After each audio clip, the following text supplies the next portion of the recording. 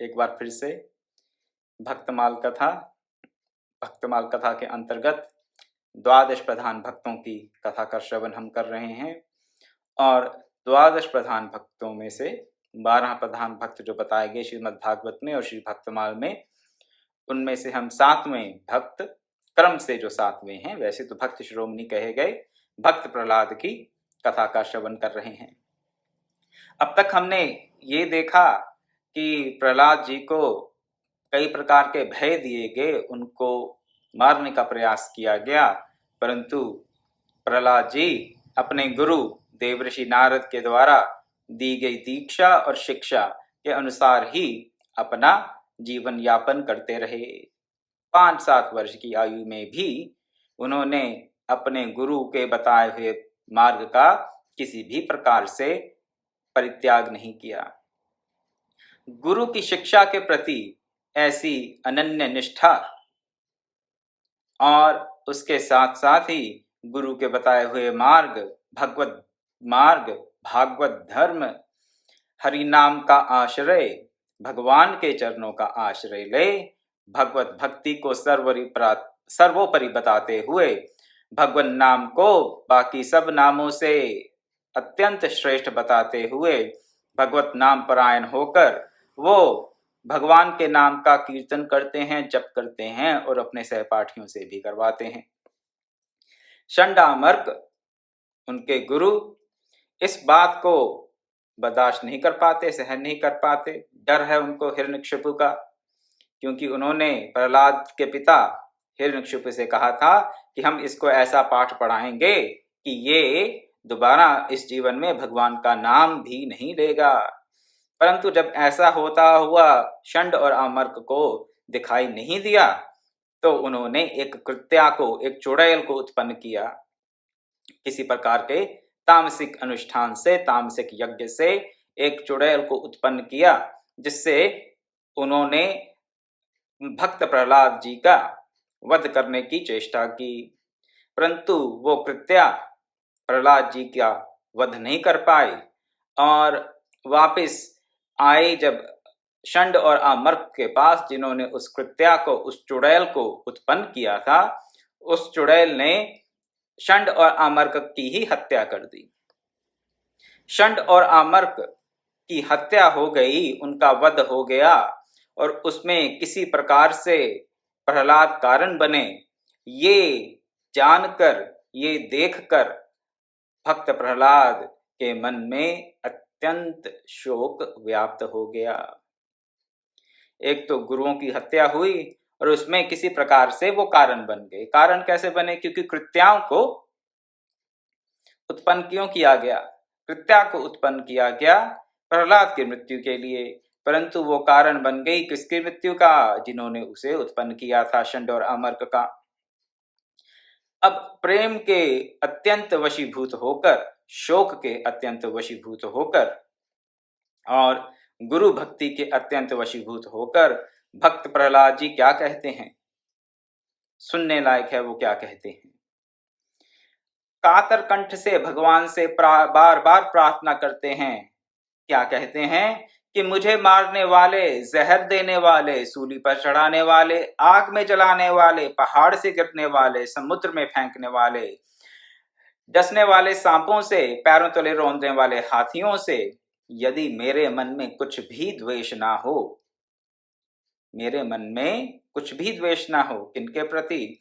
जिन जिन मनुष्यों ने और अन्य जीव जंतुओं ने, सर्पों ने, हाथियों ने उनको मारने का प्रयास किया, उन सब मनुष्यों, उन सब जीव जंतुओं के प्रति भक्त प्रहलाद कहते हैं कि अगर मेरे मन में कोई भी द्वेष ना हो, लेश मात्र भी द्वेष ना हो, मैं सबको अपना आत्मा और मित्र ही मानता हूं। मैं सबको अपना आत्मा और मित्र ही मानता हूं। किसी के भी अनिष्ट का जरा भी मेरी इच्छा ना हो तो ये मेरे दोनों गुरु जी उठें। ये जो प्रार्थना की यहाँ पर भक्त प्रहलाद जी ने, इसमें हमें भगवान के प्रिय भक्त जो हैं उनके सब सद्गुणों का दर्शन हो जाता है। इस पे थोड़ी आज चर्चा करेंगे। पहले पहल तो क्या कहते हैं भक्त प्रहलाद कि जिन्होंने भी मनुष्यों ने या अन्य प्राणियों ने उनकी हत्या का, उनके प्राण लेने का प्रयास किया, अगर उनके मन में, उनके प्रति, भक्त प्रहलाद के मन में उन प्राणियों के प्रति किसी भी प्रकार का द्वेष ना हो, वो सबको अपनी आत्मा मानते हों, वो सबको अपना मित्र मानते हों। अपनी आत्मा मानना, सबको सबको अपना मित्र मानना और किसी के प्रति द्वेष ना होना, उनके प्रति भी नहीं जो आपके प्राण हर लेना चाहते हैं। भक्त शिरोमणि प्रहलाद जी के लक्षण और प्रभु के प्रिय भक्त के लक्षण। कहते हैं कि अगर ऐसी मेरे मन में भावना हो और मैं किसी का भी अनिष्ट ना चाहता हूं तो ये मेरे गुरु जी उठें। सब में अपनी आत्मा को देखना, ये नहीं कि मेरी आत्मा है और ये बाकी और जो जीवात्माएं हैं इनकी भी अपनी अपनी आत्मा है। तो भगवत गीता में भी ये बताया गया कि 3 प्रकार की दृष्टियां रहती हैं, सात्विक, राजसिक और तामसिक।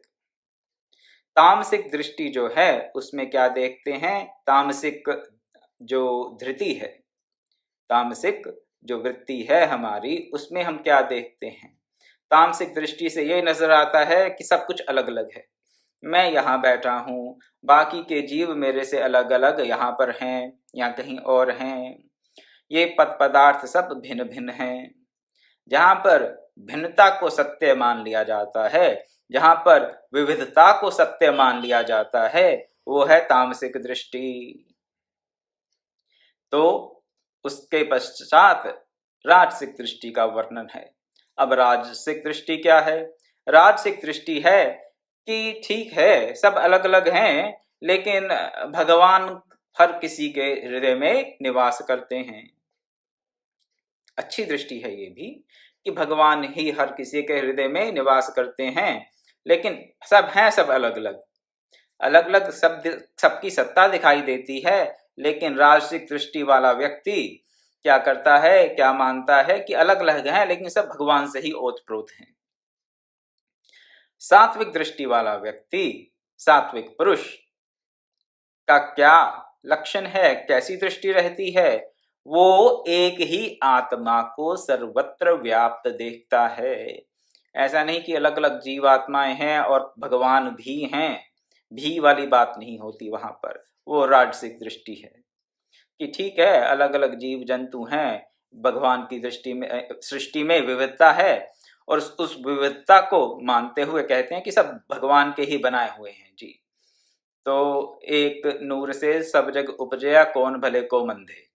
तो ये राजसिक दृष्टि कह सकते हैं। सतोगुण भी है यहाँ पे अवश्य, क्योंकि एकता का भी हल्का हल्का अनुभव हो रहा है। तामसिक दृष्टि में तो हम हर किसी को, हर सत्ता को, हर पद पदार्थ, हर जीव की सत्ता को अलग अलग मान लेते हैं, ये मैं हूं, ये वह है। तो द्वैत सुदृढ़ है तामसिक दृष्टि में। राजसिक दृष्टि में क्या है, द्वैत है, लेकिन द्वैत के साथ साथ ये भी मानते हैं कि ये सारा द्वैत भगवान से ही आया है। सात्विक दृष्टि में क्या, एक ही आत्मा सर्वत्र व्याप्त है, एक ही आत्मा सर्वत्र व्याप्त है। और ये बात कह रहे हैं कौन? भक्त प्रहलाद जी।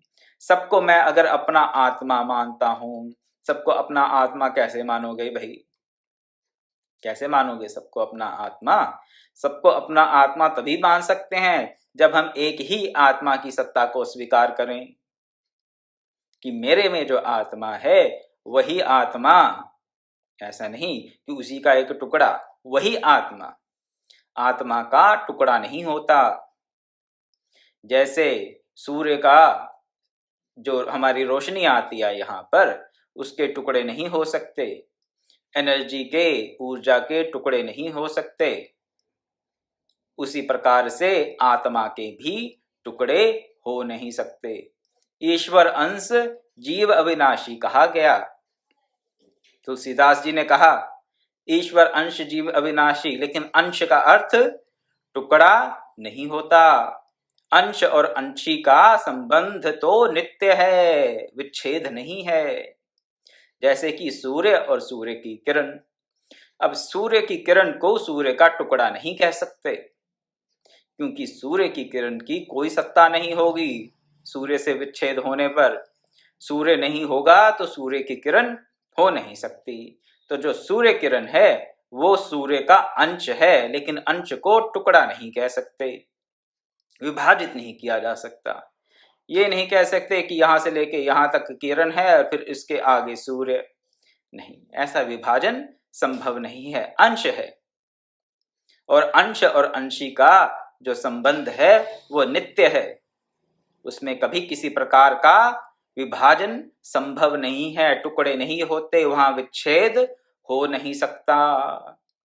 और जब ये दृष्टि आ जाएगी ईश्वर अंश जीव विनाशी, तो अपनी आत्मा को क्या देखेंगे? सर्वत्र व्याप्त देखेंगे। एक ही आत्मा को सर्वत्र व्याप्त देखता है जो उसकी सतोगुणी दृष्टि है।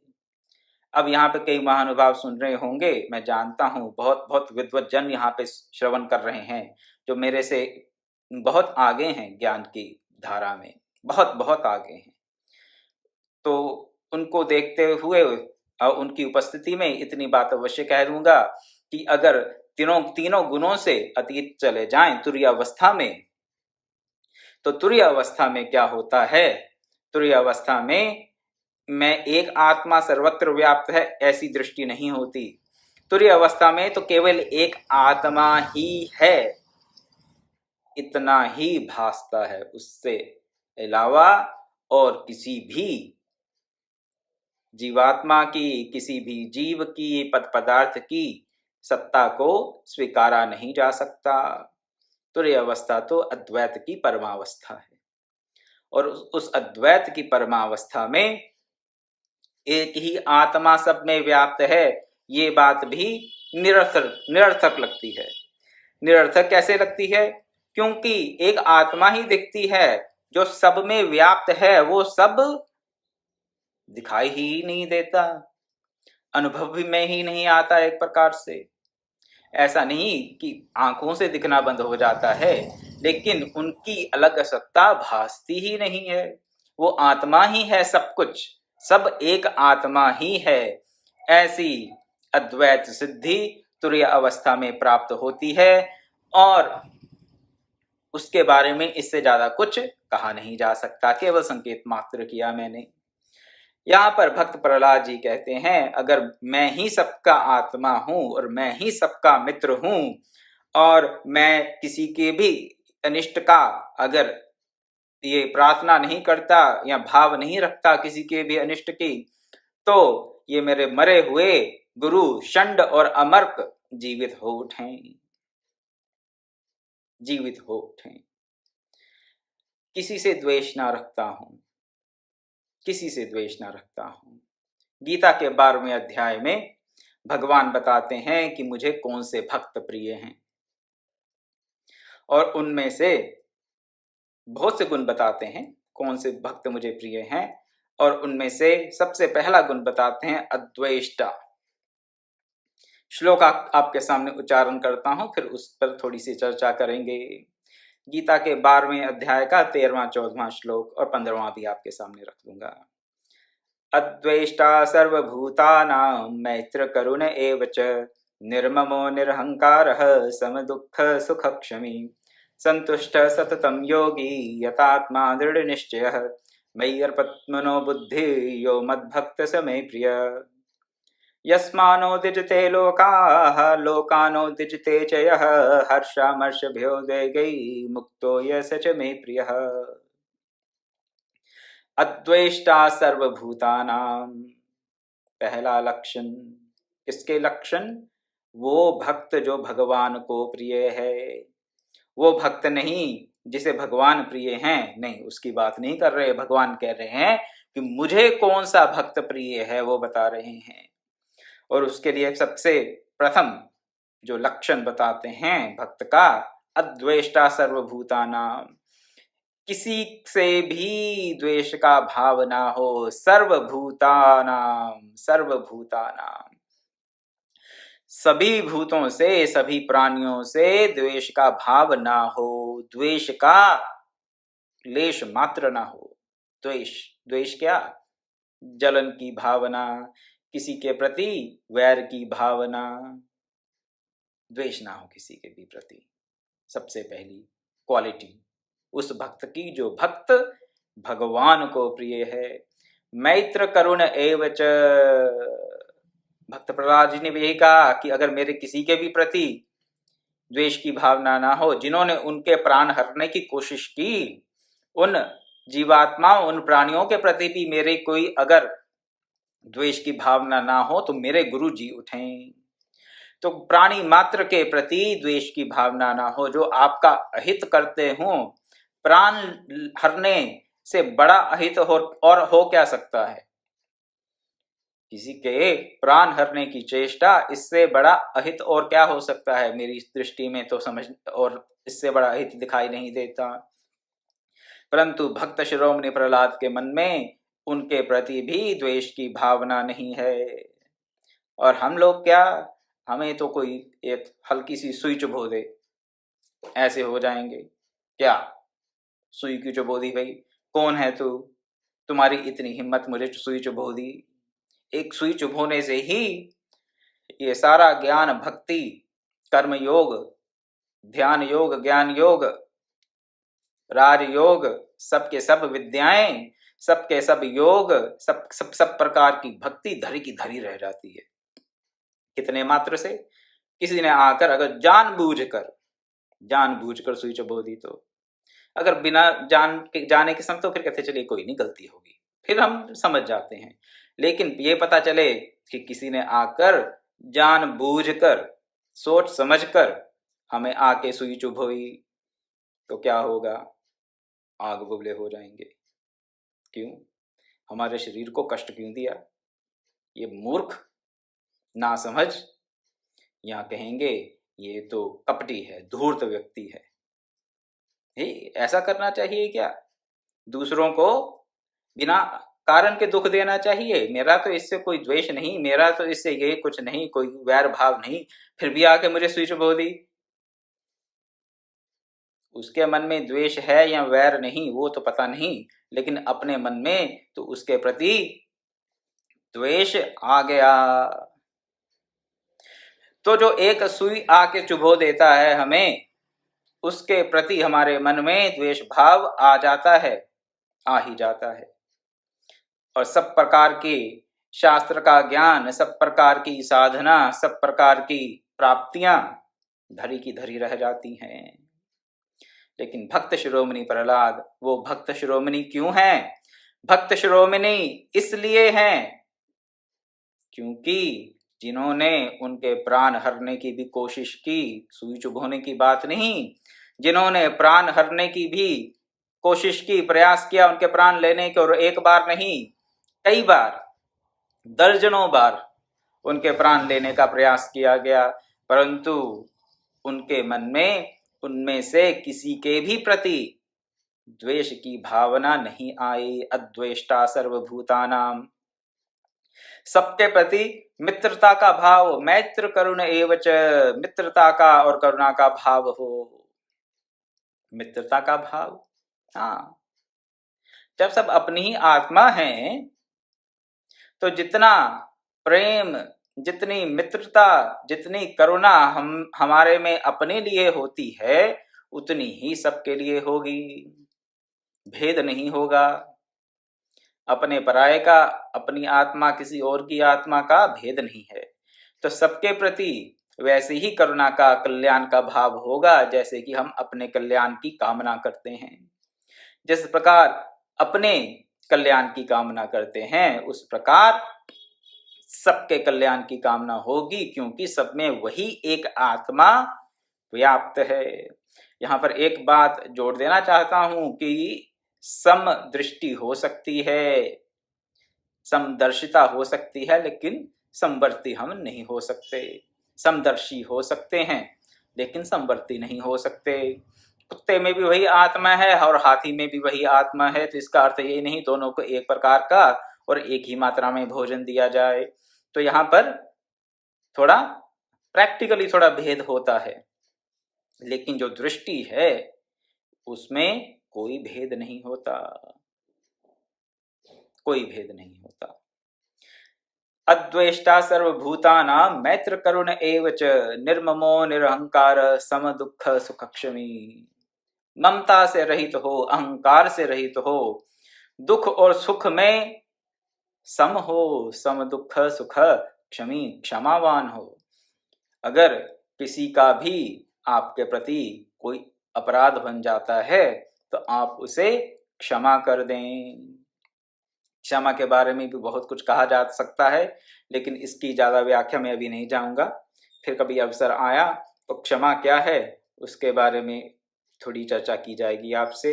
परंतु क्षमावान हो, भक्त, कौन सा भक्त? जो भक्त भगवान को प्रिय है। संतुष्ट सततम योगी यतात्मा दृढ़ निश्चय मई अर्पित मनोबुद्धि यो मद भक्त समय प्रिय। निरंतर संतुष्ट हो, संतोष हो, संतोष, संतोषी हो। किस बात का? संतोष, समान रूप से तुष्टि, तुष्टि हो अंदर से। तुष्टि किस बात की? अपने आप को लेकर। इसी को ही आत्मरति कहा जाता है। अपने आप में पूर्ण व्यक्ति जब अनुभव करता है तो फिर सम्यक तुष्टि हो जाती है। अपूर्णता का भाव रहेगा तो असंतोष होगा। अपूर्णता के भाव के साथ क्या करेंगे? पूर्णता प्राप्त करने के लिए भौतिक पदार्थों की तरफ हम भागेंगे। भौतिक पदार्थों से संतुष्टि मिलने वाली है नहीं, तो भागते रहेंगे, भागते रहेंगे। परंतु जिसने अपनी आत्मा में तुष्टि प्राप्त कर ली है उससे सम्यक तुष्टि प्राप्त हो जाती है। या ऐसा समझ लें, जो भगवत चरणों में अनुरक्त हो जाता है पूर्ण रूप से, वो भी अपने अंतर में उस सम्यक तुष्टि को, संतुष्टि को प्राप्त कर लेता है। संतुष्ट सततम योगी, क्या? सततम योगी, निरंतर संतुष्ट हो और योगी हो। यतात्मा दृढ़ निश्चय, यतात्मा हो, अपने शरीर मन इंद्रियों इत्यादि को वश में करने वाला हो। यतात्मा, दृढ़ निश्चय, दृढ़ निश्चय वाला हो। निश्चय कहीं डगमगा ना जाए। भक्त प्रहलाद जी का निश्चय डगमगाया नहीं। उन्होंने देखा कई प्रकार के बाधाएं, कई प्रकार के संताप, कई प्रकार की चुनौतियां उनके सामने आईं, लेकिन उन्होंने ये नहीं कहा कि अभी देव ऋषि नारद जी तो पाठ पढ़ा के चले गए, अब तो पता नहीं कहाँ हैं, पता नहीं मुझे देख रहे हैं कि नहीं देख रहे। हो सकता है जो उन्होंने पाठ तब आज से 5 वर्ष पहले पढ़ाया था, 7 वर्ष पहले माता के गर्भ में, अब भी वो एप्लीकेबल है कि नहीं, अब भी वो उपयोगी, अब भी वो इस समय उसका अनुपालन करना चाहिए कि नहीं। कई प्रकार के ऐसे संदेह हमारे मन में आते रहते हैं, लेकिन ऐसा कोई संदेह किसके मन में नहीं आया? भक्त प्रहलाद के मन में नहीं आया, इसीलिए उनको भक्त शिरोमणि कहा जाता है। गुरु का बताया हुआ मार्ग, गुरु की बताई हुई शिक्षा से वो च्युत नहीं हुए। दृढ़ निश्चय, निश्चय दृढ़ था उनका कि गुरु ने जो कह दिया वो सत्य है, उसका अनुपालन, उसका अनुकरण परम धर्म है, और वो मैं करूंगा ही, चाहे कुछ का कुछ हो जाए। भगवत शरण प्राप्त की उन्होंने, भगवत नाम की शरण ली, गुरु की बताए हुए मार्ग का अनुसरण किया दृढ़ निश्चय के साथ, कोई विकल्प नहीं ढूंढा कि चलिए अब तो थोड़ा ये क्या है, कई बार कह देते हैं कि अभी समय ठीक नहीं है, जब समय ठीक होगा तो कर लेंगे। भक्त प्रहलाद ने ये नहीं सोचा कि अभी इतनी टेंशन हो रही है, यहाँ पर गुरु आश्रम में टेंशन हो रही है, या घर में पिता के साथ टेंशन हो रही है, तो चलो अब थोड़ी देर के लिए क्या करते हैं, भगवत भजन थोड़ा कम कर देते हैं या क्वाइटली कर लेते हैं, ऊंचे ऊंचे बोल के करने की क्या आवश्यकता है, या अकेले बैठ के कर लेंगे, बाकियों को साथ में इन्वॉल्व करने का क्या जरूरत है, सहपाठियों को क्यों साथ में लगाएं, अभी चुप करके कर लेते हैं, जब मामला शांत हो जाएगा तो फिर देखेंगे, फिर कर लेंगे। कुछ नहीं, दृढ़ निश्चय के साथ बिना किसी विकल्प के जैसा गुरु ने बताया उस मार्ग का उन्होंने 100% अक्षरशः अनुसरण किया। दृढ़ निश्चय, हमें वो दृढ़ निश्चय है? हमें तो लगता है अच्छा आज तो ना ये घर पे थोड़े गेस्ट आ गए थे, आज तो बहुत थक गए, चलिए कोई नहीं कल कर लेंगे भजन। घर पे गेस्ट आ जाते हैं तो लगता है कि चलिए आज तो कैसे करेंगे, अब तो बस यार अच्छा, या आज तो थोड़ा ये शरीर कुछ ऐसा, सर में दर्द हो रहा है, आज तो चलिए आज तो नहीं इतना भजन होगा, इतनी जप होगा कि नहीं होगा, चलिए कोई नहीं कल कर लेंगे। विकल्प मन में उठते ही रहते हैं। भक्त प्रहलाद ने ऐसा कुछ नहीं सोचा, दृढ़ निश्चय के साथ अपने भजन में लगे रहे। संतुष्ट सततम योगी यतात्मा दृढ़ निश्चय, मई अर्पित मनोबुद्धि यो मद भक्त स में प्रिय। जिसने अपना मन और बुद्धि मुझे अर्पित कर दी है वो भक्त मुझे प्रिय है। ये भगवान ने लक्षण बताए किसके, जो भक्त उनको प्रिय हैं। और भी आगे लक्षण बताते हैं, यहाँ पर इनको मैं फिर से एक बार आपके सामने रखता हूँ। अद्वेष्टा, किसी से द्वेष ना हो, सर्वभूता नाम, किसी भी प्राणी मात्र से द्वेष ना हो, मित्रता का भाव हो और करुणा हो सबके प्रति, निर्मम हो, ममता रहित हो, ममत्व ना हो, ये मेरा है ये मेरा है, ममता ना हो कहीं भी, निरहंकार, किसी प्रकार का अहंकार ना हो, सम दुख सुख क्षमी, दुख सुख में सम हो और क्षमावान हो। फिर आगे बोलते हैं संतुष्ट सततम योगी, सतत संतुष्ट रहे और योगी हो, यतात्मा हो, अपने मन इंद्रियों को अपने वश में रखने वाला हो। संतुष्ट सततम योगी यतात्मा दृढ़ निश्चय, निश्चय दृढ़ हो। मई अर्पित मनोबुद्धि यो मद भक्त समय प्रिय, अपना मन और बुद्धि जिसने मुझको अर्पित कर दिया है इन सब गुणों के साथ, वो भक्त मुझे प्रिय है। और भक्त प्रहलाद में हम ये सब गुण देखते हैं। अपना मन बुद्धि तो उन्होंने भगवान को अर्पण कर ही दिया। अर्पण किया हो तो ही एक 7 वर्ष का 5 वर्ष का बालक ये बात कह सकता है कि भौतिक पदार्थों के नाम तो बंधन में डालने वाले हैं, केवल भगवान का नाम ही मुक्ति का कारण बन सकता है, केवल भगवान का नाम ही सर्वोपरि है, केवल भगवान का नाम ही आश्रय लेने योग्य है, भौतिक पदार्थ नहीं। मई अर्पितो मन बुद्धि, मन और बुद्धि किसमें अर्पित कर दी? भगवान में, भगवान के नाम में। अगर अभी हमारी वो स्थिति नहीं हुई तो भगवान के नाम का जप करें, नाम का आश्रय लें और अपने मन को, अपनी बुद्धि को भगवान के नाम, भगवान के रूप, भगवान की लीला, भगवान के अन्य गुण, भगवान के धाम में अनुरक्त करने का प्रयास करें। और उस प्रयास के साथ साथ क्या होगा, ये सब गुण हम में भी आने आरंभ हो जाएंगे। असंभव नहीं है। ऐसा नहीं कि भक्त श्रोमणी प्रहलाद ने कर लिया, क्योंकि वो तो उनके तो गुरुजी देवर्षि नारद थे जी, उनको तो माता जी के गर्भ में ही शिक्षा दीक्षा मिल गई थी, और हमारा क्या, हमारा तो कुछ नहीं हो सकता। नहीं, ऐसी बात नहीं है। प्रयास अवश्य करें, प्रयास करें, साधन करें, और अगर वास्तव में भगवान का आश्रय ले लेते हैं, भगवान के नाम का आश्रय ले लेते हैं, तो कल्याण अवश्य होगा ही। इसके आगे आपके समक्ष और कुछ लक्षण रखूंगा उन भक्तों के जो भक्त भगवान को प्रिय हैं। भक्त प्रहलाद जैसे, किसी के प्रति द्वेष नहीं, सबके प्रति मित्रता का भाव, किसी का भी अहित नहीं चाहते, और सबको अपनी आत्मा मानते हैं। अद्वैत का भाव। कुछ लोग कहते हैं कि अद्वैत में भक्ति हो नहीं सकती, भक्ति के लिए तो क्या चाहिए, भक्त चाहिए और भगवान चाहिए और भक्ति भी चाहिए, तो द्वैत से आगे की बात है ये, ऐसा कह देते हैं। द्वैत और द्वैत से अद्वैत में भक्ति नहीं होती। इस बात पे थोड़ी कल चर्चा करेंगे और साथ ही साथ भगवान को जो भक्त प्रिय हैं उनके कुछ और गुणों का भी कल श्रवण करेंगे, चिंतन करेंगे। आज मैं कुछ मिनट पहले आपसे आज्ञा चाहता हूं, क्योंकि 6:20 पर एक और कार्यक्रम है, वहां पे भी थोड़ा बोलना है। अगर आप चाहें तो गूगल मीट के द्वारा आप वहां पर जुड़ सकते हैं, कईयों को संदेश भेजा जा चुका है। तो कल फिर 5:30 मिलेंगे और भक्त शिरोमणि प्रहलाद महाराज सरीखे भक्तों के गुणों का हम श्रवण करेंगे।